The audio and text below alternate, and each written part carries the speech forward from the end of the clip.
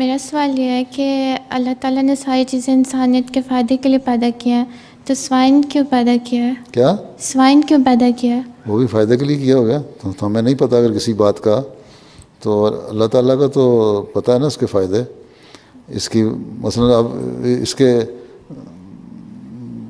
بہت سارے بعض دفعہ آپ ڈاکٹر ریسرچ اس پہ کر رہے ہیں، اس کے بعد آرگن جو ہیں دل وغیرہ یا اور چیزیں وہ استعمال کی جا سکتے ہیں انسانوں کے فائدے کے لیے.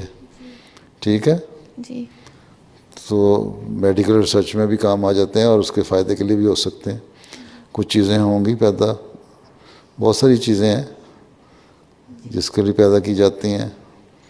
ٹھیک ہے، ٹھیک ہے. تو سانپ کے متعلق کیا ہے تو پتہ ہے اس کے کیوں، اس کا کیا فائدہ ہے؟ نہیں حضور مجھے پھر نہیں تو پتہ. سوائن کی کیوں بات کری، سانپ کی کیوں نہیں بات کرتی؟ سوائن کا ذکر آتا ہے. تو حرام ہے نا، جی. اس لیے کہ کھانا حرام ہے، بعض اس کی حرکتوں کی وجہ سے، بعض اس کی عادتوں کی وجہ سے. جی. لیکن بہت سارے ہر جانور کی کوئی نہ کوئی خصوصیت ہے. جی. ہیں، جی.